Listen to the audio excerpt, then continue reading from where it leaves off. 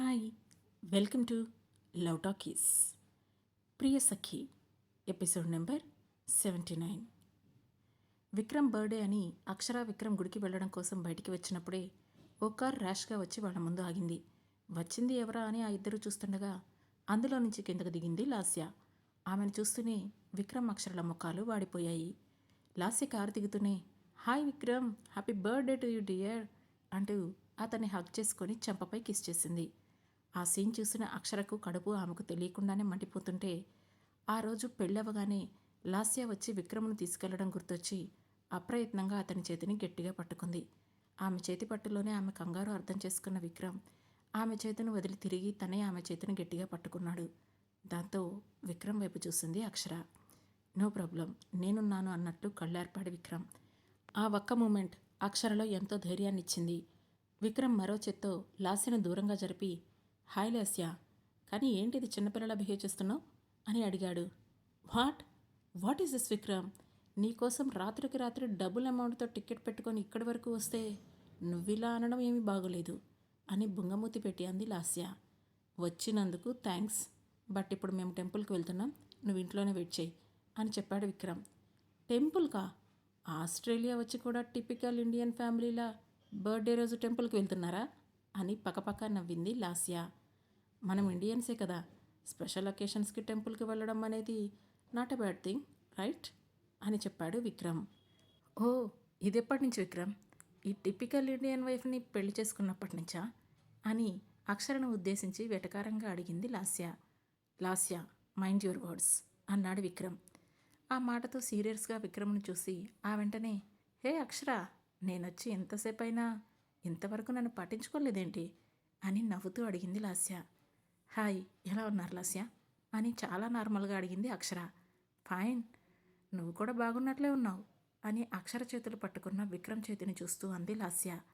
అక్షర light smile ఇచ్చింది. అక్షర, late అవుతుంది, మనం వెళ్దామా అని ఆమె సమాధానం కూడా చూడకుండా అక్షర చేతిని పట్టుకుని వెళ్ళిపోయాడు విక్రమ్. వెయిట్ విక్రమ్, నేను కూడా వస్తాను అని వాళ్లతో పాటు 2 అడుగులు వెయ్యబోయింది లాస్య. నో, నువ్వు కావాలనుకుంటే తర్వాత వెళ్ళు లాస్య అని మరో మాటకి అవకాశం ఇవ్వకుండా అక్షర్తో కలిసి కారులో స్టార్ట్ అయిపోయాడు విక్రమ్. వెళుతున్న కారును చూసి పళ్ళు పటపటా కొరుకుతూ కాలు నేలకేసి కొట్టి ఇంట్లోకి వెళ్ళింది లాస్య. మరోవైపు కారులో కూర్చుంది అక్షర. ఆమెను చూస్తూనే కూల్ అక్షర, ఎందుకలా టెన్షన్ ఫీల్ అవుతున్నావు అని అడిగాడు విక్రమ్. ఏం లేదు విక్రమ్, మనం ఎంతైనా తనని వదిలేసి రాకుండా ఉండాల్సింది కదా, తను నీకు కాబోయే వైఫ్ కదా అని అంది అక్షర. ఆ మాటతో సీరియస్గా ఆమెను చూశాడు విక్రమ్. అక్షర అతని కోపాన్ని అంచనా వేయలేక ఇదేంటి ఇప్పుడు నేనేం తప్పుగా అన్నాను, నన్నెందుకు ఎంత సీరియస్గా చూస్తున్నారు అని అనుకుంది. చూడక్షర, తను నాకు వైఫ్ అవుతుందా లేదా అనేది సెకండ్ వన్. ప్రజెంట్ నువ్వు నా వైఫ్, సో ఫ్యూచర్ గురించి థింక్ చేయకుండా ప్రజెంట్ని ఫీల్ అవడం నేర్చుకో.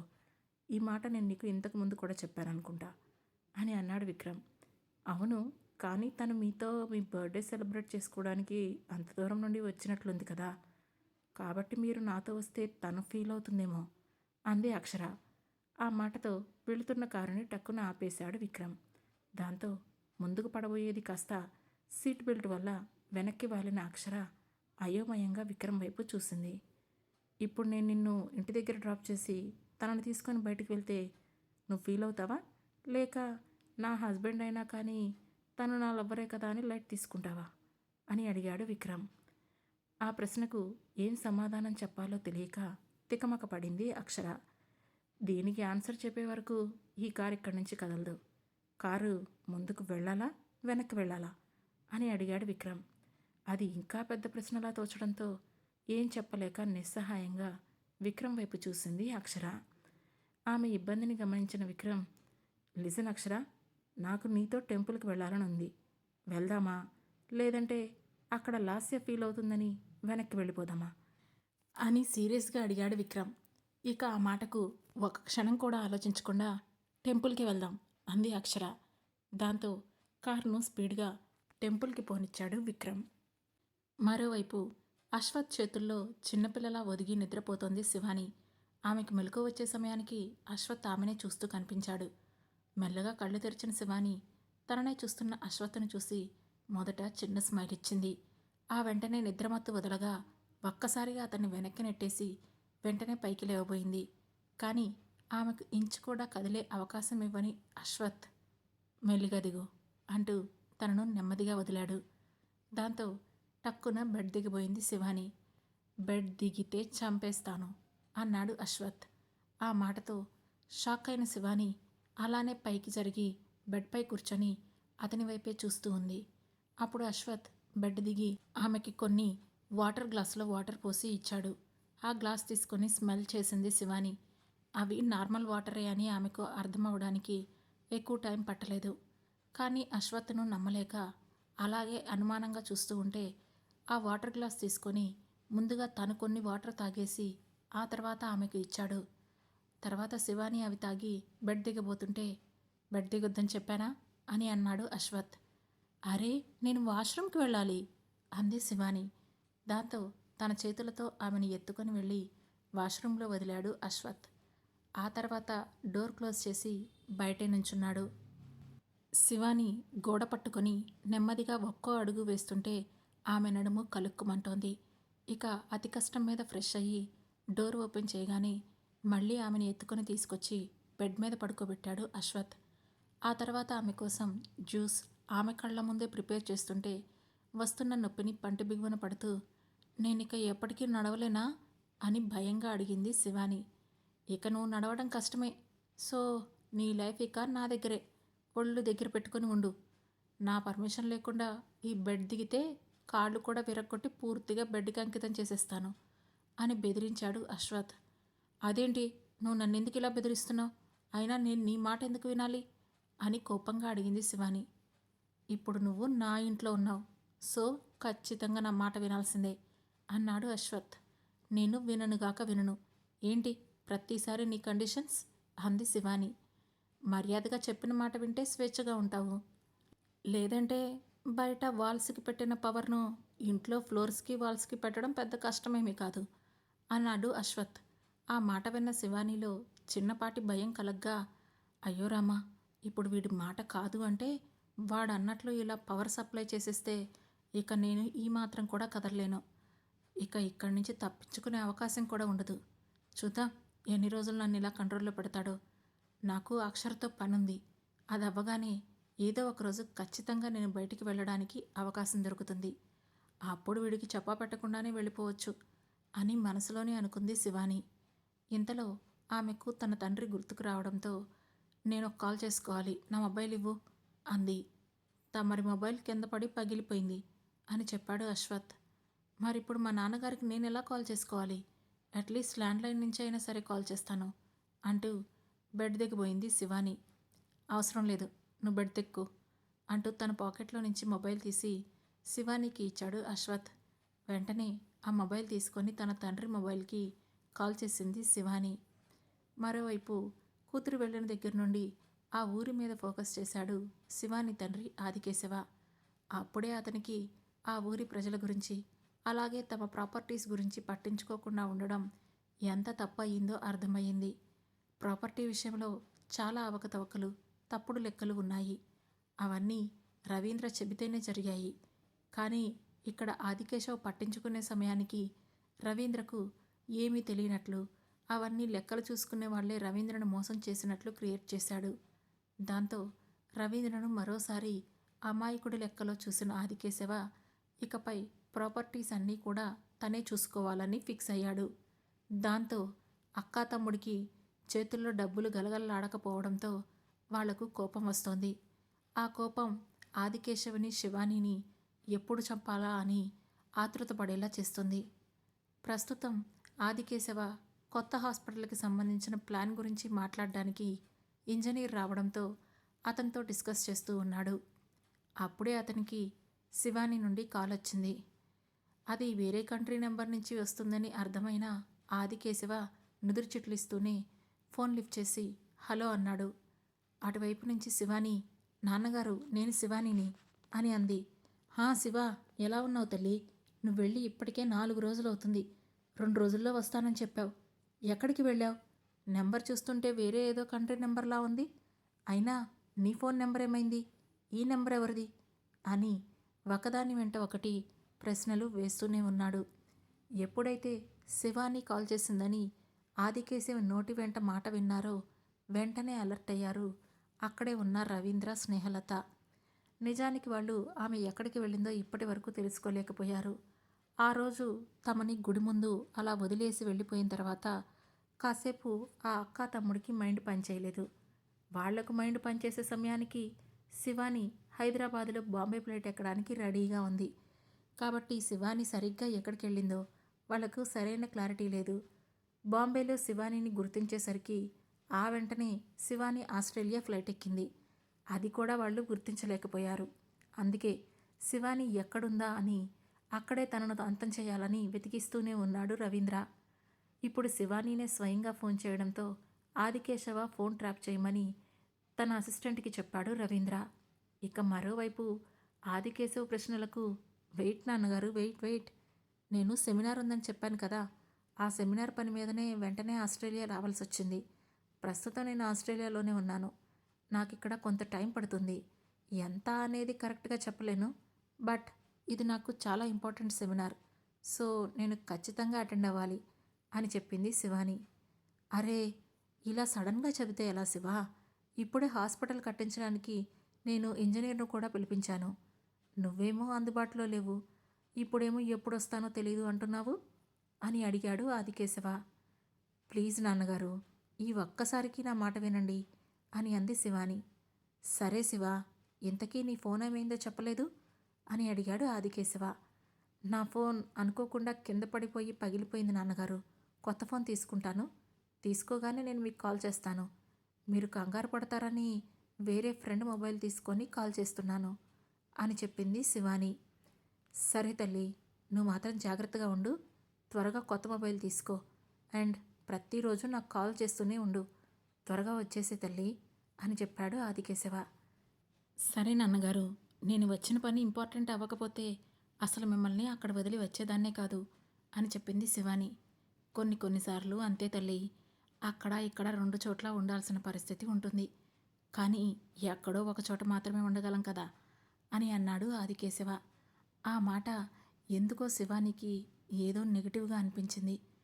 అయినా అదేం లేదు నాన్నగారు, నేను త్వరగానే వచ్చేస్తాను. మీరు మాత్రం జాగ్రత్తగా ఉండండి. నేను కాల్స్ చేస్తూనే ఉంటాను. ఏదైనా అర్జెంట్ ఉంటే ఈ నెంబర్కి కాల్ చేయండి అని చెప్పింది శివాని. సరే తల్లి, జాగ్రత్త అని ఫోన్ పెట్టేశాడు ఆదికేశవ. ఆ తర్వాత ఫోన్ కట్ చేసి దాన్ని అశ్వత్ చేతిలో పెట్టేసి ఏదో ఆలోచనలో పడింది శివాని. అది గమనించిన అశ్వత్, ఏంటి అంత దీర్ఘంగా ఆలోచిస్తున్నావు అని అడిగాడు. మా నాన్నగారి గురించి ఆలోచిస్తున్నాను. ఆయన అక్కడ ఎలా ఉన్నారో ఏంటో అని అంది శివాని. నువ్వు 1 రోజులు నాతో ఐలాండ్లో ఉన్నప్పుడు ఆయన ఎలా ఉన్నారో ఇప్పుడు కూడా అలానే ఉంటారు. దాంట్లో పెద్ద తేడా ఏముంది అని అడిగాడు అశ్వత్. నీకు తేడా అర్థం కాదు. అప్పుడు మా నాన్న చుట్టూ ఉన్న పరిస్థితులు వేరు, ఇప్పుడు ఉన్న పరిస్థితులు వేరు. అయినా నన్ను ఇక్కడ బంధిస్తే నీకేం వస్తుంది చెప్పు? ఈ గ్యాప్లో అక్కడ మా నాన్నగారికి జరగరానిది ఏమైనా జరిగితే నిన్ను కోసి సముద్రంలో చేపలకు మేతగా వేసేస్తాను అని అంది శివాని. ఓ, ఇవి ఫ్యాక్షన్ సినిమాలో డైలాగులు కదా? ఆమె వార్నింగ్ను పట్టించుకోకుండా అడిగాడు అశ్వత్. నువ్వు ప్రతిదీ కామెడీగా తీసుకోకు అశ్వత్. నువ్వు అనుకున్నంత ఈజీగా లేవు నా ఫ్యామిలీ చుట్టూ ఉన్న పరిస్థితులు అని సీరియస్ టోన్లో చెప్పింది శివాని. సరే, నీకోసం ఈ జ్యూస్ కష్టపడి చేశాను. తాగేశావంటే నేను నా పని చూసుకుంటాను అని అన్నాడు అశ్వత్. దాంతో ఆ జ్యూస్ గ్లాస్ తీసుకొని గటగటా తాగేసిన శివాని గ్లాసును అక్కడే పెట్టేసింది. అశ్వత్ దాన్ని తీసుకుని వెళ్తూ, నేను వచ్చే వరకు ఈ బెడ్ దిగద్దు. నీకేదైనా అవసరం ఉంటే అదిగో అక్కడే బెల్ ఉంది, ఆ బెల్ ప్రెస్ చేయి. నేనైనా లేదంటే సర్వెంట్స్ అయినా వస్తారు అని చెప్పాడు అశ్వత్. దానికి ఎస్ చెప్పలేదు, నో చెప్పలేదు. అలానే వెనక్కి బెడ్పై వాలింది శివాని. ఇక అశ్వత్ అక్కడి నుంచి వెళ్ళిపోయాడు. బెడ్ మీద పడుకున్న శివాని, ఏంటి ఇంత స్ట్రేంజ్గా బిహేవ్ చేస్తున్నాడు? ఇంతకుముందు ఐలాండ్ కాబట్టి కనీసం అటు ఇటు తిరిగాను. ఐలాండ్లో కాస్తలో కాస్తైనా ప్రశాంతంగా ఉన్నాను. కానీ ఇప్పుడు మాత్రం ఏకంగా ఈ బెడ్కి మాత్రమే పరిమితం చేస్తున్నాడేంటి? అట్లీస్ట్ ఇంట్లో అటు ఇటు తిరిగినా బాగానే ఉంటుంది. కానీ ఇలా బెడ్ కూడా దిగకుండా ఉంటే అసలు నేనేమైపోతానో ఏంటో అయినా ప్రతిసారి నేను వీడి దగ్గరే బుక్ అవుతున్నానేంటి? నా కర్మ కాకపోతే. అసలు ఎవరైనా లేవలేని వాళ్ళు కూడా బెడ్ దిగకుండా ఉండకూడదు. నేనేమో వీడి పర్మిషన్తోనే దిగాలంటున్నాడు అని విసుగ్గా ఉడుక్కుంటూనే పడుకుంది శివాని. మరోవైపు ధీరజ్ ఆఫీస్కి వెళ్ళడం కోసం ఫ్రెష్ అయ్యి రెడీ అయ్యి కిందకి వచ్చాడు. అప్పటికే నందిని బ్రేక్ఫాస్ట్ రెడీ చేసి డైనింగ్ టేబుల్ మీద సర్దింది. ఆమె ఫేస్ చూసిన ధీరజ్కి ముందు రోజు జరిగింది గుర్తుకు రావడంతో కాస్త గిల్టీగా అనిపించింది.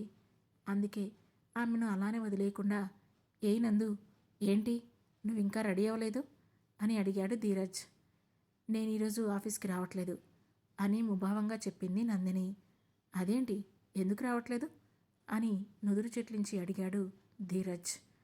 హెల్త్ బాగాలేదు అంటే ఏమంటాడో అనుకుని, నాకు కొంచెం పనుంది, నా ఫ్రెండ్ని కలవాలి అని చెప్పింది నందిని. ఆ మాటతో, ఇప్పుడు అంత అర్జెంటుగా కలిసే ఫ్రెండ్ ఎవరు? తనతో నీ పనేంటి అని అనుమానంగా అడిగాడు ధీరజ్. పని ఉంటేనే కదా వెళ్తాను, లేదంటే ఊరికి ఎందుకు వెళ్తాను? నాకేమైనా పిచ్చా అని విసుగ్గా అంది నందిని. ఆ మాటకు కొంచెం ఆశ్చర్యపోతూ, ఎందుకు అలా మాట్లాడుతున్నావు నందు? నైట్ జరిగిన దానికి హర్ట్ అయ్యావు కదా అన్నాడు ధీరజ్. ఆ మాటతో అతన్ని సీరియస్గా చూస్తూ, హర్ట్ అవ్వలేదని అబద్ధం చెప్పను, కానీ ఈ విసుగు ఎందుకో తెలియడం లేదు. బట్ ఇదే కోపాన్ని మాత్రమే మనసులో మాత్రం పెట్టుకోను. నిజంగా నేను ఫ్రెండ్ని కలవడానికి వెళ్ళాలి, సో ఈరోజు ఆఫీస్కి రాను అని కాస్త గట్టిగా చెప్పింది నందిని. సరే అయితే కార్ తీసుకుని వెళ్ళు అని చెప్పాడు ధీరజ్. ఫ్రెండ్ వచ్చి పికప్ చేసుకుంటానంది అని చెప్పింది నందిని.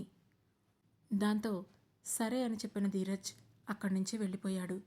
నందిని కూడా ఫ్రెష్ అయ్యి రెడీ అయ్యి టిఫిన్ చేస్తూ ఉండగా ఆమె ఫ్రెండ్ సవిత వచ్చి ఆమె కోసం వెయిట్ చేస్తూ ఉంది. వెంటనే ఆమెతో కలిసి హాస్పిటల్కి వెళ్ళింది నందిని. అప్పటికే ఆమెలో ఏదో తెలియని టెన్షన్ మొదలయ్యింది. కానీ అది జయించడానికి ఆమె చాలా ట్రై చేస్తోంది. సవిత ముందు రోజే వాళ్లకు అపాయింట్మెంట్ తీసుకొని ఉండడంతో తమ టైం రావడం కోసం వెయిట్ చేస్తున్నారు. చివరికి తన అపాయింట్మెంట్ టైం రాగానే ఇద్దరు లోపలికి వెళ్ళారు. డాక్టర్ నందినిని చూస్తూనే చిన్న స్మైల్ ఇస్తూ, చెప్పండి మిస్ నందిని, ఏంటి మీ ప్రాబ్లం అని అడిగింది. నందిని చాలా నెమ్మదిగా, పీరియడ్ మిస్ అయింది మేడం, ప్రెగ్నెన్సీ క్రేవింగ్స్ కూడా అనిపిస్తున్నాయి అని చెప్పింది.